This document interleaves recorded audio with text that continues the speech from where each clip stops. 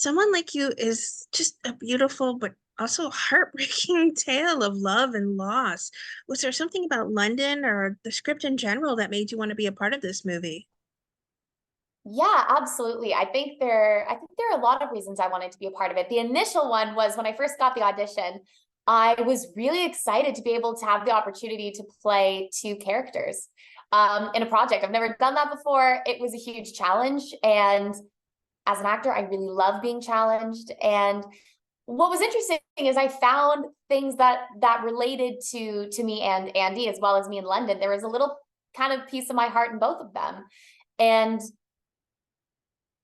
Karen Kingsbury just builds such incredible dimensional, layered characters, and it's such an honor and an exciting process as an actor to dive into one character and get them from the page, bring them into this, well, into this new world and this new medium. But to be able to do that with two characters, and let alone two Karen Kingsbury characters, was something I was so excited about.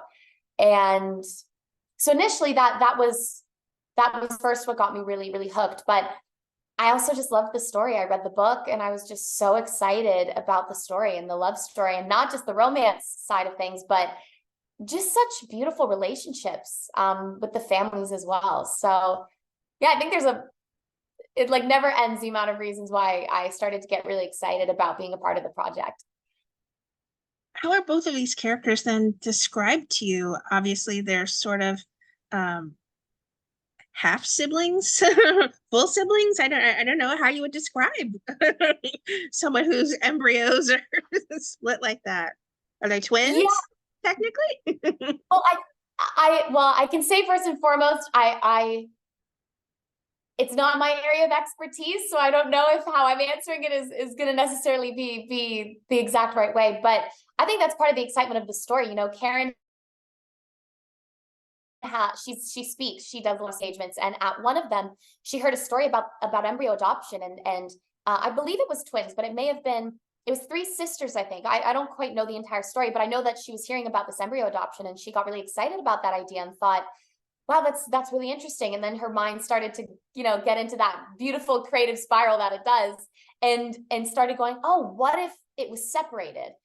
And what if these two siblings didn't know that the other existed? What would that look like? And so that's kind of where this story and the inspiration originally came from. And yeah, one of the eggs that was fertilized ended up being put up for adoption to a family. And then, of course, Andy's mother gave birth to her. So I think that's where Andy has so many questions in all of this. And I remember Karen mentioning at the time that it was really just interesting to her, that I think she was just very interested by it all. And yeah, from there sparked the story Someone Like You. How much of the book did you get into before taking on these two roles, or did you really just dive in without reading the script so you could portray them with your own sensibilities? Yeah, well, what happened at the beginning is I dove right into the book immediately. I just started reading the book and started, there's such a different amount of detail put into a novel. And I think that's why often a pretty popular response to people when they love a book and then it becomes a show or it becomes a movie. I think so often people are like, oh, they're missing so much. And it's true, but it's often because it is really hard to fit what can fit in a novel into a movie, or into potentially into a show in some ways as well. So it's kind of like that, right? Where I dove headfirst into the book, and I very slowly and carefully read the book. And that gave me such incredible, I just got to dive into these characters in a very different way, because you start to dive into their brain and into how they're thinking and processing the information. And that's the beauty as an actor of being able to study a character from a novel. And then quickly after that, I switched over to the script because as I was just saying, the script isn't going to be able to necessarily include everything that's in the book. So then I go, okay, cool. This now has to be everything to me, just the script, because this is now a new version of this story. And this is the version I'm telling. So I had to sort of switch over and start to just commit and put all of my energy into the script, so that I was telling the story that we would be telling for film and television world. So yeah, so I quickly switched over and just kind of had to switch gears almost. But the book was a really exciting read for sure. There's some pretty steamy chemistry between both of your characters and Jake Allen's character. There's a deep love that these two have shared before they're split apart. And you can see how Dawson is affected in an incredibly difficult way when he loses his first love and then finds his second love. How much time did you spend with Jake before filming to sort of develop that chemistry, or did you even do a chemistry read at that point? Yeah, so I was actually on set filming a movie in Florida, and I was on my last day filming. I had a lot of dialogue that day. I was pouring sweat because Florida. And I heard that I had a chemistry read with Jake Allen, who's phenomenal, great actor, and phenomenal actor. So I heard that I was still gonna have this chem read. I thought we were gonna delay it, and all of a sudden it was sort of like, you're doing it in an hour. And I was like, oh. So I ran home from set. Luckily, hair and makeup was done, so that was ideal, even though I was, drenched. And I kind of dove in a little bit flustered because I had just come from my brain being in a different character. Hair and makeup still done for a different character. And now I'm switching gears into this audition that I had done probably at least a week to 2 weeks prior to that. Actually, maybe even longer than that. May have been 2 to 3 weeks that I had done that original first audition. And then I heard I got the chemistry read with Jake. And I hopped on the call, and it was Ricky Mazur, the director. It was Karen, Tyler, and Jake and me. Of course, Karen being the author, Karen Kingsbury, Tyler Russell, the director, Jake Allen, who plays Dawson Gage, and Ricky Mazur, the director. And I, again, in a situation that would normally, as an actor, I'd have to be able to shake it off and dive into the character and into the world of the character. But it took a moment to kind of shift because where my head was at, but it was so seamless and natural and easy once everyone kind of put their videos up and I got to chat with everybody, because they're such good people. They're brilliant, they're talented, they're kind, they're collaborative, and I very quickly kind of melted into all of them. And Jake and I had a really great chemistry read. We had such a blast, and I could feel how special the project was just from that. Just over a Zoom call, I could feel it. I could feel that magic, and so that's where it kind of all started. And then we actually had the luxury, and it is a luxury, of having 2 weeks before filming for 5 weeks. We had 2 weeks of rehearsal. And that is an incredible gift as an actor, to be able to have that time, not only to dive into these scenes and be like, cool, how are these going to look, but also to get to know each other. So Jake and I just became good friends. So by the time we were filming, friends have chemistry, and we were able to just create a really wonderful friendship. And that was such a nice way to start this really beautiful journey of telling this love story. It was kind of the perfect way to do it. So I couldn't praise them enough for how they were able to build the whole schedule, because those 2 weeks were really important in the end. How hands-on then was director Tyler Russell when it came to crafting these characters and allowing you all to just do your thing? Tyler Russell is amazing. This is his directorial debut, which makes no sense to me because it's so phenomenal. He's so great. He's so talented. He's really kind. Like every day after set, he would give like a very in-depth message of like all the things you did so great that day. And it wasn't like a great job, see you tomorrow, which is also nice. But it was like hey, you really poured out your heart and soul. This scene made me cry, and like, thank you for bringing it today. Like he's incredible as a human. And then as a director, because we had days where I'd be filming Andy scenes and London scenes. So we would be going back and forth. And for those days, he was such a great help, because I would be in an Andy scene sometimes, and all of a sudden a little London, walk, or a London huge, enormous, obnoxious laugh would come in. And Andy's a little more reserved than that. So that was a lot of the work that I had done as an actor to really dive into these two women and make sure that they had that little piece of each other, but that they were also two different people. They had been raised differently. And Tyler was incredibly helpful with me, and making sure that if London popped up in an Andy scene, we were like, "Ooh, London, London, say hello." And I'm like, "Yep, got it, yeah." And we would get back into the scene, and he was very hands-on through the entire process. And what was so amazing as well is that he really allowed us to have a lot of time. Like there was one scene that Jake and I weren't quite finding, It just wasn't, we all could tell it wasn't quite there. And we were really trying to figure out what it was. And instead of Tyler coming on to second, okay, and with all the stress of the world, and I get that, you know, you want to make your day, you don't want to go past the amount of hours we should be on set. So I understand Sure. that. And usually there's a lot of stress that can come with that. But he took us aside, we sat and we had a really in-depth conversation. We took our time. It was a really important scene to nail. And he gave us incredible direction. And we went back and dove back into the scene with this new direction. And everyone started clapping because we all felt like we got it. And that was a lot of what was happening in the movie, was just those moments where the three of us had a lot of time, me, Jake, and Tyler, to collaborate and to talk about how to make sure we were telling the story the right way.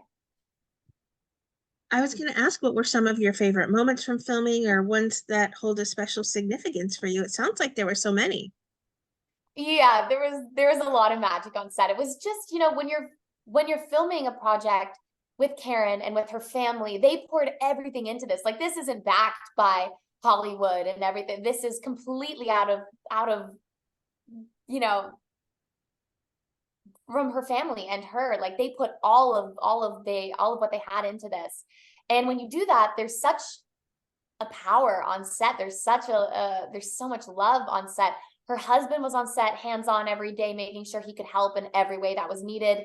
A really close family friend of theirs was helping with Crafty, writing nice messages on paper plates when you went to get food in the middle of the day on set. Like, it couldn't have been a more personable experience. And I love working that way because I think there's a sparkle that happens on set when you are in that kind of environment. And I think that translates through the camera and onto the big screen. So it was a really beautiful experience. And yeah, did I answer your question? Yes. I was just thinking, and I was like, I was like, oh, is that what it was? Yeah. Yeah, it was very intimate, which I thought was really beautiful. It's such a poignant film. There's love, there's loss, and I think a lot of people can identify with sort of how you move on after grieving. I mean, I know I can, because I lost a partner not too long ago, but I think that's what's also going to make it such a fast fan favorite, dramatic, but also romantic movie. Is that what you thought as well, or what you think is going to make it such a standout film?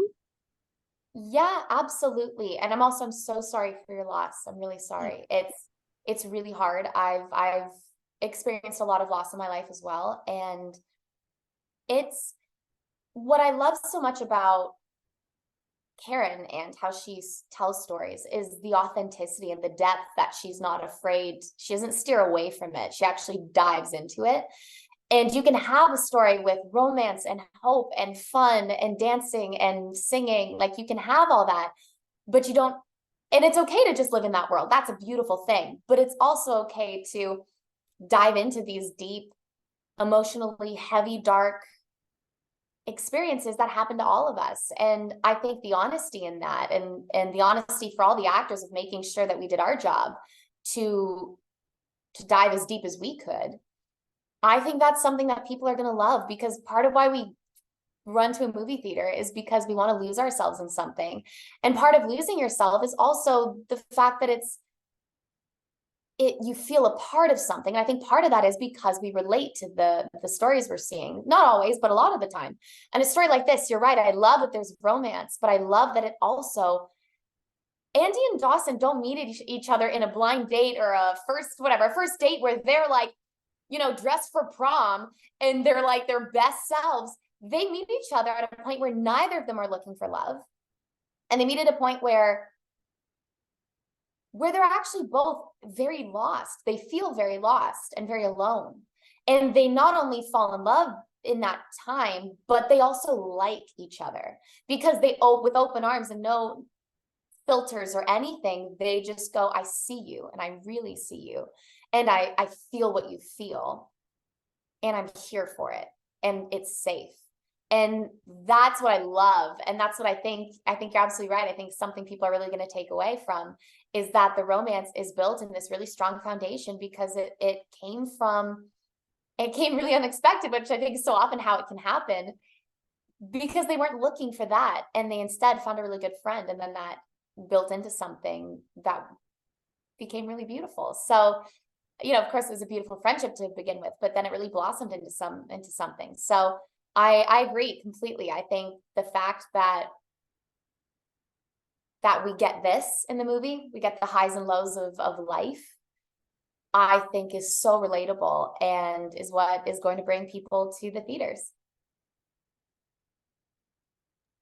What's next for you then? Have you been busy working on other projects recently? I have actually a couple things I have happening is, well, one, always auditioning. Actors, you go from being busy to not busy to busy. That's kind of just the lifestyle that we live and we agree to. So lots of great, exciting auditions and opportunities. I am also writing a lot for projects that I will be playing the lead role in as well. One of them is a show, and I've had some really exciting conversations lately, and it's comedy because I love comedy. So that's something that I'm working on. I'm having some really exciting conversations with my writing partner, Douglas Nyback, and it would be a show I would be in as an actor, and it's something we're really excited about. I also am going to do stand-up comedy because I think it's terrifying. I know it's terrifying. I'm already shaking, but I'm excited about it. And I like a challenge. I like scaring myself. I don't like staying too comfortable too long. So that's kind of the next exact thing. But also riding the wave of someone like you. Our theatrical release is out. We're out today in theaters officially. This is the first day, April 2nd, and it's so nice to be chatting with you today because it's a very special day today. And yeah, we're focused on theaters first, and then we'll see where it flies. What would you like to say then to everyone who are fans and supporters of the incredible work you continue to do on our screens? So many things. I feel like I just want to sit down and talk for hours.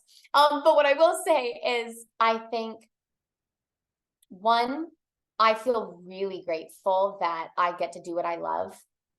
I'm beyond obsessed with my job. And for everyone out there who has something that makes them excited, whether it's science, math, dancing, acting, comedy, anything at all, my biggest thing is to follow that. And instead of calling it a dream, call it a goal. A dream is something we do in our sleep. Make it something that you're actively working towards, because it doesn't just happen. It is something that takes a lot of hard work. But if you wake up every day doing something that you love, there's no words to describe that feeling. And I want everyone has something that they're great at. And if you're still trying to find it and things aren't working and you're like, I'm not finding anything, trust that, if you look at those amazing sculpture things you do when you put your hand in that slimy bucket and then it creates that whole thing, which feels kind of fabulous, but I don't even know what to call it. And you start to pick away all the plaster. I don't even know what the material is, whatever that stuff is. You start to pick it away, and then you get to the beautiful thing. Every time something doesn't work or a direction you try just isn't fitting and you're like, what's happening? It's not getting farther away. I think people take that as a failure. It's really not. I completely see it as it is taking that extra stuff away and getting closer to the thing that is going to really make you feel fulfilled. And I think that's so important. So do what you love and surround yourself with good people. And thank you for coming to support and watch someone like you and some of the other projects and things I've been a part of, because it means everything.